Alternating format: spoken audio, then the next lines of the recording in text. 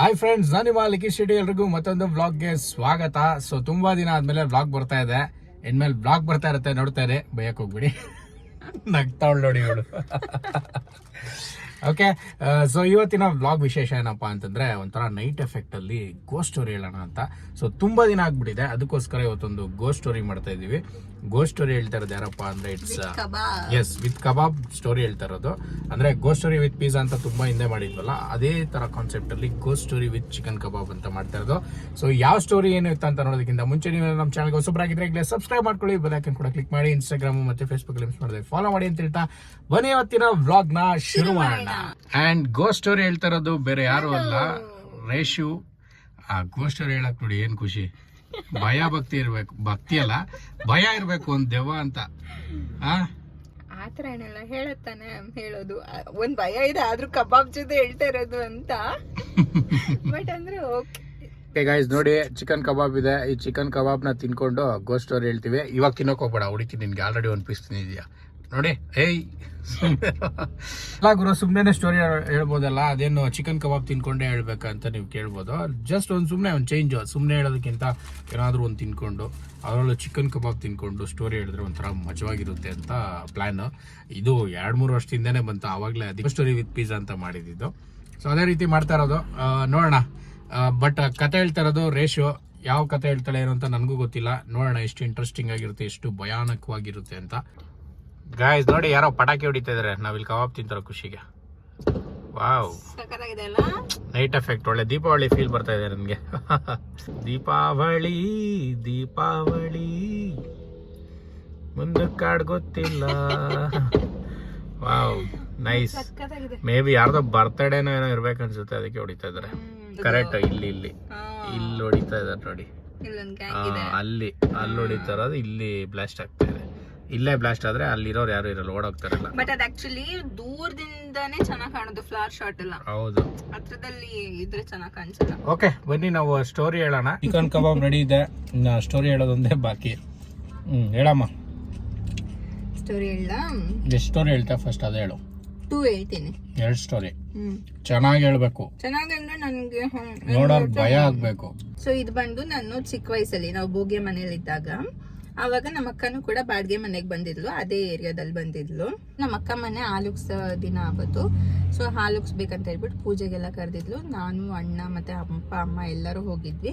So ಪೂಜೆ ಎಲ್ಲ ಮುಗಿಸ್ಕೊಂಡು ಅಲ್ಲೇ ಆಟ ಆಡ್ತಾ ಇದ್ವಿ. ಅದು ಮನೆ ಯಾವ ತರ ಇತ್ತು ಅಂತಂದ್ರೆ ಸಿಂಗಲ್ ಮನೆ ಅಲ್ಲ, ಈ ವಟಾರ ಟೈಪ್ ಎಲ್ಲ ಇರುತ್ತಲ್ಲ, ಲೈಕ್ ಗಲ್ಲಿಯಲ್ಲಿ ಆ ಕಡೆ ಒಂದ್ ಮನೆ, ಈ ಕಡೆ ಒಂದ್ ಮನೆ, ಫ್ರೆಂಡ್ ಒಂದ್ ಮನೆ. ಸೊ ಆ ತರ ಮನೆ. ಸೊ ಆಟ ಎಲ್ಲ ಮುಗಿಸ್ಕೊಂಡು ನೈಟ್ ನಾವು ಮನೆಗೆ ಬಂದ್ಬಿಟ್ವಿ. ಮಾರ್ನೆಗೆ ಮತ್ತೆ ಹೆಂಗಿದ್ರು ಅಕ್ಕ ಮನೆ ಇಲ್ಲೇ ಅಲ್ವಾ, ಹತ್ರ ಇದೆ ಅಂತ ಹೇಳ್ಬಿಟ್ಟು ನಾನು ಅಕ್ಕ ಮನೆಗೆ ಹೋಗ್ತೀನಿ. ಮತ್ತೆ ಅಲ್ಲಿ ಫ್ರೆಂಡ್ಸ್ ಆಗ್ಬಿಟ್ಟಿದ್ರು ನಂಗೆ, ಅಕ್ಕಪಕ್ಕ ಮಕ್ಕಳೆಲ್ಲ. ಸರಿ ಆಟ ಆಡಕ್ ಹೋಗ್ತೀನಿ ನಾನು ಅಂತ ಅಂದೆ. ಬಟ್ ಅಮ್ಮ ಅಂದ್ರು ಬೇಡ ಹೋಗ್ಬೇಡ ಅಂತ ಅಂದ್ರು. ನಾನು ಅವಾಗ ಏನು ಕೇಳಕ್ ಹೋಗ್ಲಿಲ್ಲ, ಸರಿ ಕೇಳಲಿಲ್ಲ ನಾನು. ಸರಿ ಓಕೆ ಬೇಡ ಬಿಡು ಅಂತ ಹೇಳ್ಬಿಟ್ಟು ನಮ್ ಪಾಡಿಗೆ ನಾವು ಸ್ಕೂಲ್ಗೆ ಹೊಟ್ಟೋಗ್ಬಿಟ್ಟು. ಅದಾದ್ಮೇಲೆ ಅಮ್ಮ ಅಕ್ಕನಿಗೂ ಫೋನ್ ಮಾಡಿ ಹೇಳಿದ್ರು, ಈ ಮನೆ ಬೇಡ, ಬೇರೆ ಮನೆ ನೋಡು ಅಂತ ಹೇಳ್ಬಿಟ್ಟು. ಯಾಕೆ ಅಂತ ಅವಾಗ ಕೇಳಿದಾಗ ಅವಾಗ ಹೇಳಿದ್ರು ಅಮ್ಮ, ಈ ತರ ಓಣಿಯಲ್ಲಿ ಜೋಕಾಲಿ ಆಡ್ತಾ ಇತ್ತಂತೆ. ಅದನ್ನ ನೋಡಿದ್ಯಾರು? ನಮ್ಮ ಅಣ್ಣ ನೋಡಿದ್ದು. ನಿಮ್ಮ ಅಣ್ಣ ನೋಡಿ ನಿಮ್ಮ ಅಮ್ಮಂಗೆ ಹೇಳಿದ್ದು. ಆಮೇಲೆ ನಮ್ಮಮ್ಮ ನಮ್ಮಪ್ಪನ್ಗೆ ಹೇಳಿ, ನಮ್ಮಪ್ಪನು ಹೋಗಿ ನೋಡಿ, ಬೇಡ ಈ ಮನೆ, ಅವ್ರಿಗೂ ಕಾಣಿಸಿ ಅದು ಬೇಡ, ಈ ಮನೆ ಚೇಂಜ್ ಮಾಡಕ್ ಹೇಳೋಣ ಅಂತ ಹೇಳ್ಬಿಟ್ಟು ಅವಾಗ ಅಕ್ಕನಿಗೆ ಫೋನ್ ಮಾಡಿ ಬೇಡ ಈ ಮನೆ ಅಂತ ಹೇಳಿದ್ದು. ಅದು ಅಲ್ಲ, ಜೋಕಾಲಿ ಅಂದ್ರೆ ಹಿಂಗೆ ಲೈಕ್ ಅಲ್ಲಿ ಜೋಕಾಲಿ ಇತ್ತ, ಅದ್ರ ಮೇಲೆ ಕೂತ್ಕೊಂಡು ಆಡ್ತಿತ್ತ? ಅಲ್ಲಿ ಏನು ಜೋಕಾಲಿನೂ ಇಲ್ಲ, ಏನೂ ಇಲ್ಲ. ಅದು ಸಿಂಪಲ್ ಓಣಿ ತರ ಹಿಂಗಿದೆ ಅಷ್ಟೇ. ಹಿಂಗ ಓಣಿಲಿ ಹೋದ್ರೆ ಈ ಕಡೆ ಒಂದ್ ಮನೆ ಇದೆ, ಈ ಕಡೆ ಡೋರು. ನಮ್ಮ ಅಕ್ಕ ಅದು ಫ್ರಂಟ್ ಡೋರು, ಈ ತರ ಮನೆ ಫ್ರಂಟ್ ಅಲ್ಲಿ ಇದ್ದಿದ್ದು. ಈ ಓಣಿಲೆಲ್ಲ ನಾವ್ ಆಟ ಆಡಿದ್ದೀವಿ. ನಮ್ಗೇನು ಆತರ ಫೀಲ್ ಆಗಿಲ್ಲ, ಅಂದ್ರೆ ಫೀಲ್ ಆಗಿಲ್ಲ, ನನ್ಗೇನು ಅನ್ಸಿಲ್ಲ. ಚಿಕ್ಕವಳು ಬೇರೆ ಅಲ್ವಾ, ನನ್ಗೇನು ಅನ್ಸಿಲ್ಲ. ನಾವ್ ಆಟ ಆಡ ಇದ್ರಲ್ಲಿ ಸುಮ್ನೆ ಅಕ್ಕ ಮಕ್ಳ ಜೊತೆ ನಾನು ಆಟ ಆಡ್ತಾ ಇದ್ದೆ. ಬಟ್ ನಮ್ಮ ಅಣ್ಣಗದು ಕಾಣಿಸಿದೆ. ಓಕೆ, ಇದು ನಿಮ್ಮ ಅಣ್ಣಂಗೆ ಎಕ್ಸ್ಪೀರಿಯನ್ಸ್ ಆಗಿರೋದು. ಅಲ್ಲಿ ನಿಮ್ಮ ಅಣ್ಣ ಯಾರ ಹತ್ರನೂ ಹೇಳಿಲ್ಲ? ಯಾರ ಹತ್ರನೂ ಹೇಳಿಲ್ಲ. ಅಲ್ಲಿ ಮನೇಲಿ ನಮ್ಮ ಮನೆಗ್ ಬಂದು ನಮ್ಮ ಅಪ್ಪನ್ಗೆ ನಮ್ಮ ಅಮ್ಮಂಗೆ ಹೇಳಿ, ಆಮೇಲೆ ನಮ್ಮ ಅಪ್ಪನೂ ಹೋಗಿ ನೋಡಿ ನಿಜಾನ ಏನು ಅಂತ ನೋಡ್ಬಿಟ್ಟು, ಅದಾದ್ಮೇಲೆ ಅದು ಅವ್ರಿಗೂ ಕೂಡ ಕಾಣಿಸ್ಕೊಂಡು ಅಕ್ಕನಿಗೆ ಫೋನ್ ಮಾಡಿ ಹೇಳಿದ್ರು. ಆಮೇಲೆ ಖಾಲಿ ಮಾಡ್ಬಿಟ್ರ? ಮನೆ ಖಾಲಿ ಮಾಡ್ಬಿಟ್ರು. ಹಾಲುಕ್ಸಿದ್ ಮಾರನೆಗೆನೆ ಮನೆ ಖಾಲಿ, ಏನು ಸಾಮಾನೇನು ಶಿಫ್ಟ್ ಮಾಡಿಲ್ಲ, ಖಾಲಿ ಮಾಡಿ ಬೇರೆ ಮನೆಗೆ. ಸೊ ಅದೊಂಥರ ಅಲ್ಲ ಬಟ್ ನಿಮ್ಮ ಅಣ್ಣ ನೋಡ್ದಾಗ ರಿಯಾಕ್ಷನ್ ಹೆಂಗಿತ್ತು ಅದೇನ್ ಶೇರ್ ಮಾಡಿಲ್ವಾ ಬಂದು ಇಮಿಡಿಯೇಟ್ ಆಗಿ ಬಾ ಹೋಗ್ಬಿಡೋಣ ಅಂತೆಲ್ಲ ನಿನ್ ಕರೆಯೋದು ನಿನ್ ಮನೆ ಕರ್ಕೊಂಡು ಹೋಗಿದ್ದು ಆತರ ಏನು ಮಾಡಿಲ್ಲ? ಸಂಜೆ ಆಗ್ಬಿಟ್ಟಿತ್ತು, ನಾವ್ ಮನೆಗೆ ಹೋಗ್ಬಿಟ್ಟಿದ್ವಿ. ಅವ್ನ ಅಲ್ಲೇನು ಹೇಳಿಲ್ಲ, ಗಾಬರಿ ಆಗ್ಬಿಡ್ತೀವಿ, ನಾನಾಗ್ಲಿ ಅಕ್ಕ ಆಗ್ಲಿ ಗಾಬರಿ ಆಗ್ಬಿಡ್ತೀವಿ ಅಂತ ಹೇಳ್ಬಿಟ್ಟು ಅವ್ನ ಅಲ್ಲೇನು ಹೇಳಿಲ್ಲ. ಮನೆಗ್ ಬಂದಾದ್ಮೇಲೆ ಹೇಳಿರೋದು ಅವ್ನು.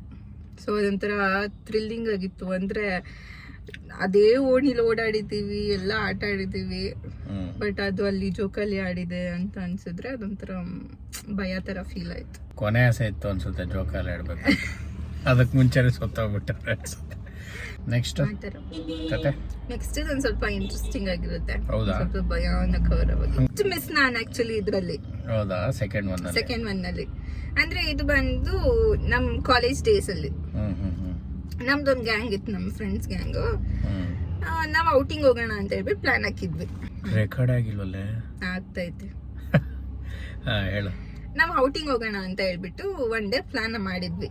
ಸೊ ಯಾವತ್ತಾದ್ರೂ ಔಟಿಂಗ್ ಹೋಗೋಣ ಅಂತ ಹೇಳ್ಬಿಟ್ಟು, ಅಂದ್ರೆ ನಾವು ಸಣ್ಣ ಪುಟ್ಟ ಔಟಿಂಗ್ ಹೋಗ್ತಾ ಇರ್ತೀವಿ, ಬಟ್ ಯಾವ್ದಾದ್ರು ಲಾಂಗ್ ಔಟಿಂಗ್ ಹೋಗೋಣ, ಒಂದು ಟ್ರಕ್ಕಿಂಗ್ ತರ ಹೋಗೋಣ ಯಾವ್ದಾದ್ರು ಪ್ಲೇಸ್ಗೆ ಅಂತ ಹೇಳ್ಬಿಟ್ಟು ಪ್ಲಾನ್ ಹಾಕಿದ್ವಿ. ನೋಡಿ ಅವ್ರು ಕಬಾಬ್ ತಿಂತಿರೋದು ಪ್ಲಾನ್ ಹಾಕಿದ್ವಿ. ಓಕೆನಾ? ಅವ್ರು ಅವತ್ತು ಪ್ಲಾನ್ ಮಾಡ್ಕೊಂಡಿದ್ದಾರೆ, ಹಿಂಗೆ ಒಂದು ಯಾವ್ದೋ ಬೆಟ್ಟಕ್ಕೆ, ಒಂಥರ ಕಾಡ್ ಟೈಪ್ ಇದೆ. ಸೊ ಬೆಟ್ಟಕ್ಕೆ ಹೋಗ್ಬಿಟ್ಟು ಅಲ್ಲಿ ಕುಕ್ ಮಾಡ್ಕೊಂಡು ತಿನ್ಬಿಟ್ಟು ಒನ್ ಡೇ ಸ್ಪೆಂಡ್ ಮಾಡ್ಬಿಟ್ಟು ಬರೋಣ ಅಂತ ಪ್ಲಾನ್ ಹಾಕಿದ್ರು. ಬಟ್ ಅವತ್ತು ನನ್ಗೆ ಏನಾಗಿತ್ತು ಅಂತ ಅಂದ್ರೆ ಯಾವ್ದೋ ಬೇರೆ ಫಂಕ್ಷನ್ಗೋ ಅಥವಾ ಎಲ್ಲೋ ಆಚೆ ಹೋಗ್ಬೇಕಿತ್ತು ಅಂತ ಹೇಳ್ಬಿಟ್ಟು ಅವತ್ತು ನಾನು ಸ್ಟೆಪ್ ಔಟ್ ಆದೆ.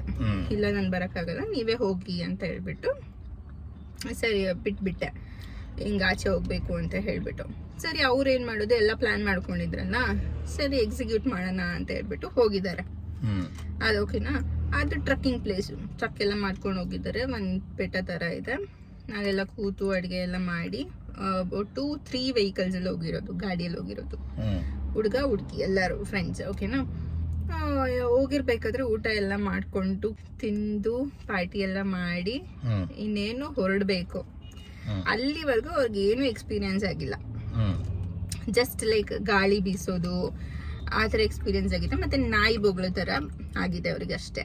ಸೊ ಅವ್ರೇನು ಅನ್ಕೊಂಡಿದ್ರೆ ಜಸ್ಟ್ ನಾರ್ಮಲ್ ಅಂತ ಅಂದ್ಬಿಟ್ಟು ಅಷ್ಟೊಂದೇನು ತಲೆಗೆ ಹಾಕೊಂಡಿದ್ದು ಬಿಟ್ಬಿಟ್ಟಿದ್ದಾರೆ.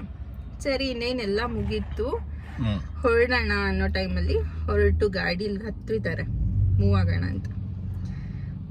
ಗಾಡಿಲೆಲ್ಲ ಕುತ್ಕೊಂಡಿದ್ದಾರೆ. ಒಬ್ಬಂದು ಗಾಡಿ ಸ್ಟಾರ್ಟ್ ಆಗ್ತಾ ಇಲ್ಲ, ಫ್ಯೂಯಲ್ಲು ಇದೆ ಫುಲ್ಲು, ಬಟ್ ಒಬ್ಬಂದು ಗಾಡಿ ಸ್ಟಾರ್ಟ್ ಆಗ್ತಾ ಇಲ್ಲ. ಒಬ್ಬಂದು ಟೈರ್ ಪಂಚರ್, ಇನ್ನೊಂದ್ ಗಾಡಿದು ಸ್ಟಾರ್ಟ್ ಆಗಿದ್ರು ಮೂವ್ ಆಗ್ತಾ ಇಲ್ಲ. ಹಿಂದ್ಗಡೆ ಕೂತಿರೋನ್ಗೆ ಕಾಲ್ ಹಿಡ್ಕೊಬಿಟ್ಟಿದೆ. ಓಕೆನಾ? ಆ ಇದ್ರಲ್ಲಿ ಗಾಡಿ ಮೂವ್ನೇ ಆಗ್ತಾ ಇಲ್ಲ. ನೈಟ್ ಆಗಿತ್ತು, ಹೊರಡೋ ಟೈಮ್. ಹಿಂಗೆ ಕಾಲ್ ಹಿಡ್ಕೊಂಡ್ಬಿಟ್ಟಿದೆ. ಇವಾಗ ಕಾಲ್ ಹಿಡ್ಕೊಂಡ್ರೆ ಹಿಂಗ್ ಫೀಲ್ ಆಗುತ್ತಲ್ಲ, ಸೊ ಆ ತರ ಗಟ್ಟಿ ಫೀಲ್ ಆಗುತ್ತಲ್ಲ. ಸೊ ಗಾಡಿ ಮೂವ್ನೇ ಆಗ್ತಾ ಇಲ್ಲ. ಇವನ್ಗೆ ಎಷ್ಟೇ ಕಿಕ್ ಮಾಡ್ತಾ ಇದ್ದಾನೆ, ಗಾಡಿನೇ ಸ್ಟಾರ್ಟ್ ಆಗ್ತಾ ಇಲ್ಲ. ಫ್ಯೂಯಲ್ ಏನಾದ್ರೂ ಖಾಲಿ ಆಗಿದ್ಯಾ ಅಂತ ನೋಡಿದ್ರು ಫ್ಯೂಯಲ್ ತುಂಬಾನೇ ಇದೆ, ಬಟ್ ಅಂದ್ರೂ ಸ್ಟಾರ್ಟ್ ಆಗ್ತಾ ಇಲ್ಲ. ಅವರಿಗೆಲ್ಲ ಫುಲ್ ಭಯ ಹತ್ಕೊಂಡ್ಬಿಟ್ಟಿದೆ, ಏನ್ ಮಾಡೋದು ಅಂತ ಗೊತ್ತಾಗ್ತಾ ಇಲ್ಲ. ಫೋನ್ ಎಲ್ಲ ಮಾಡ್ತಾ ಇದ್ದಾರೆ, ನಾನ್ ಬೇರೆ ಫೋನ್ ಎಲ್ಲೋ ಇಟ್ಬಿಟ್ಟಿದೀನಿ, ನಾನು ಫೋನ್ ಪಿಕ್ ಮಾಡಿಲ್ಲ. ಫೋನ್ ಮಾಡ್ರಿ ಹೋಗ್ಬಿಟ್ಟು ಕಾಪಾಡ್ಬಿಡತ್ತಾರ ಪಾಪ ಅವ್ರಿಗೆ ಏನ್ ಅನ್ಸ್ತೋ ಏನೋ, ಅಟ್ಲೀಸ್ಟ್ ನಾನ್ ಯಾರಿಗಾದ್ರೂ ಹೇಳ್ತೀನಿ ಅಂತಾನೋ ಫೋನ್ ಮಾಡಿದ್ದಾರೆ. ನಾನು ಫೋನ್ ಪಿಕ್ ಮಾಡಿಲ್ಲ ಅವತ್ತು. ಅವರು ರಿಲೇಟಿವ್ಸ್ಗೆಲ್ಲ ದೊಡ್ಡವ್ರಿಗೆಲ್ಲ ಫೋನ್ ಮಾಡಿ ಆಮೇಲೆ ಕರ್ಸಿ ಎಲ್ಲ ಮಾಡಿ, ಆಮೇಲೆ ಅಲ್ಲೂ ಕೆಲವರು ಲೋಕಲ್ ಅವರು ಅವ್ರು ಆಮೇಲೆ ಬಂದು ಲೈಟಿಂಗ್ಸ್ ಎಲ್ಲ ಅವ್ರಿಗೆ ಗೊತ್ತಿರುತ್ತಲ್ಲ ಏನೇನು ಮಾಡಬೇಕು ಆ ಥರದ್ದೆಲ್ಲ ಮಾಡಿ, ಅದಾಗಿ ತುಂಬ ಹೊತ್ತಾದ್ಮೇಲೆ ಆನ್ ಆಗಿದೆ.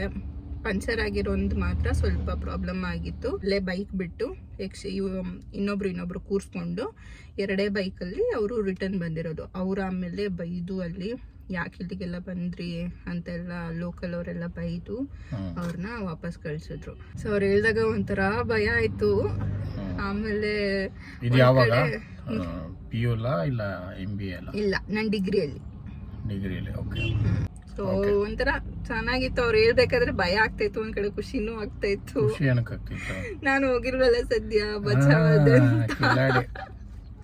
ಅಂತ ಫೀಲ್ ಆಗ್ತಾ ಇತ್ತು. ಸೊ ಈ ತರ ನಮ್ದು ಸ್ಟೋರೀಸ್. ಓಕೆ, ಲೈಕ್ ಚೆನ್ನಾಗಿತ್ತು. ಓಕೆ, ಬಟ್ ಇದಕ್ಕಿಂತ ಭಯ ಆಗಂತ ಸ್ಟೋರಿಗಳನ್ನ ಆಲ್ರೆಡಿ ಹೇಳ್ಬಿಟ್ಟಿದ್ದೀನಿ. ಬಟ್ ನಮ್ಮ ವ್ಯೂವರ್ಸ್ಗೆ ಕತೆ ಹೆಂಗೆ ಅನಿಸಿದೆ ಏನೋ ಅಂತ ಗೊತ್ತಿಲ್ಲ. ಸೊ ಏನು ಅನಿಸ್ತು ಅಂತ ಕಮೆಂಟ್ ಬಾಕ್ಸಲ್ಲಿ ತಿಳಿಸಿ. ಆ್ಯಂಡ್ ಆಲ್ಸೋ ನೀವು ಯಾವ್ದಾದ್ರು ಸ್ಟೋರಿಗಳು ನಿಮ್ಗೆ ಎಕ್ಸ್ಪೀರಿಯನ್ಸ್ ಆಗಿರೋದಿದ್ದರೆ ಕಮೆಂಟ್ ಬಾಕ್ಸಲ್ಲಿ ತಿಳಿಸಿ ಅಥವಾ ಇನ್ಸ್ಟಾದಲ್ಲಿ ಮೆಸೇಜ್ ಮಾಡಿ. ಅದನ್ನು ಇನ್ನೊಂದ್ಸಲ ನಾನು ಹೇಳ್ತೀನಿ. ಬಟ್ ರೆಗ್ಯುಲರ್ ಆಗಿರಲ್ಲ, ಗೊತ್ತಿದೆ ನಿಮಗೆ.